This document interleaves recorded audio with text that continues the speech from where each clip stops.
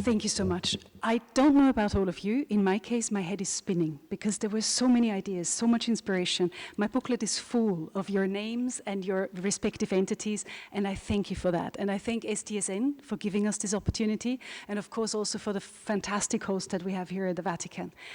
My message is pretty simple. All of you know Ban Ki-moon, and all of you know that he, as the former Secretary General, stands for the achievement of the Sustainable Development Goals and also the Paris Climate Agreement. And it was natural that when he ended his tenure, he said, I do want to carry forward my legacy. And it was the Austrian government that volunteered to give him the platform of a foundation. So I got a magic call in October 2016, and I was asked, Monika, can you build this platform? Can you build this foundation? And back then I boldly said, yes, I can, not knowing what I would venture into. And it's been an incredible journey that, of course, involves academia at its core. Because Ban Ki-moon, out of all of the subject matters that he, as former SG, could have dealt with, said, I want to focus on the empowerment of youth and women in the framework of the SDGs. And to do that, we need to educate, educate, educate. The story that he is telling me and is telling many audiences is, in his time, he actually encountered so many world leaders that are shifting away from the global perspective too much. It is the rise of populism, the rise of nationalism that all of us are witnessing. It is an unawareness about the SDGs. Only 7% of humankind know about the SDGs.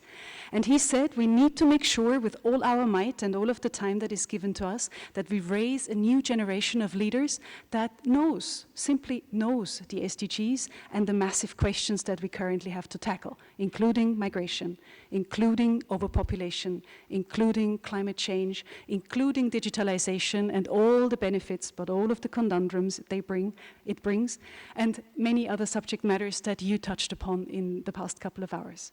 So, how do we do it? As Ban Ki-moon Center, very much like all of you, we do our little share. And the little share, of course, is amplified by his voice and his presence and his network that he can utilize.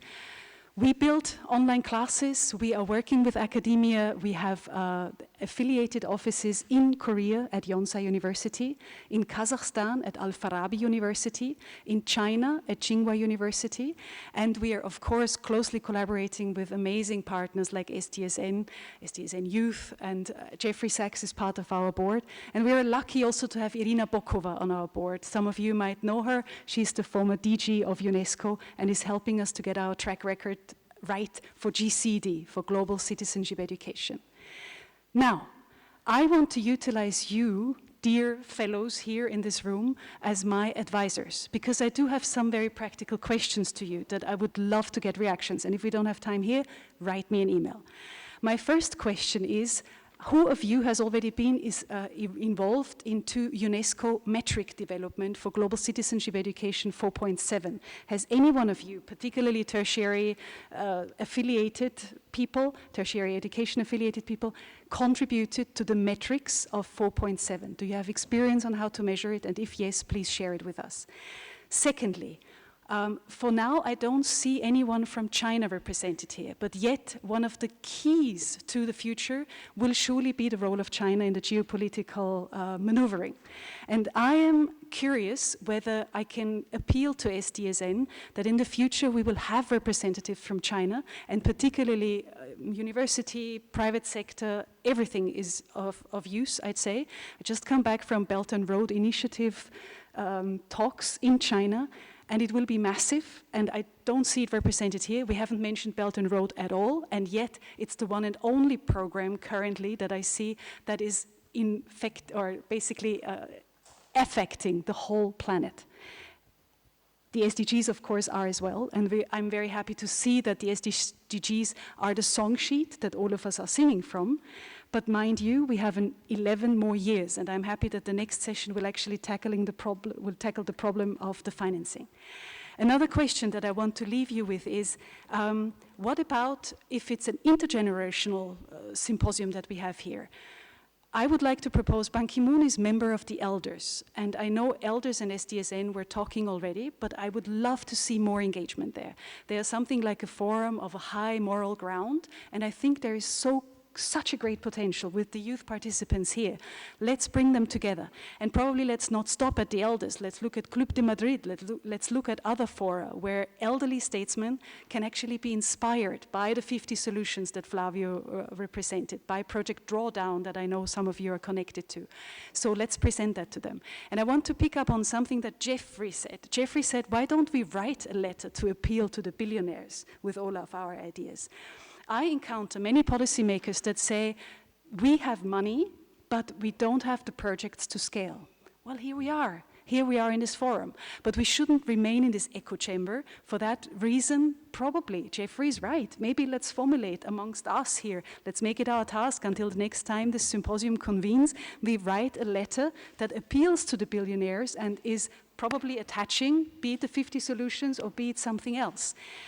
Just as food for thought. Another food for thought is the parliamentarians. We have mentioned that before. They don't know about the SDGs. I know about my own country, they don't know the SDGs.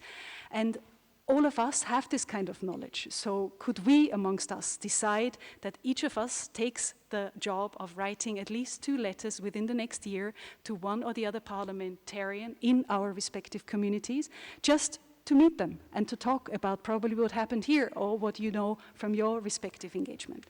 And I, of course, want to also flag in the case of the Ban Ki-moon Center, we are hosting one landmark forum every year. It is called the Global Engagement and Empowerment Forum. It targets exactly people like you, because we want to have your expertise, your knowledge, your energy at this forum. It's happening in Seoul on the 26th and 27th of February 2020. And we will host as Ban Ki-moon Center a session on youth activism and hope that we bring many of your initiatives to the awareness of the 2,000 youngsters that are there in Asia. You know, Korea has a particular role in Asia. They are setting the scene, and my time is up.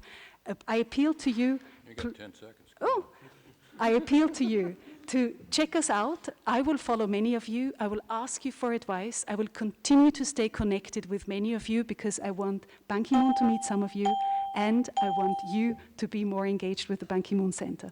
Thank you very much.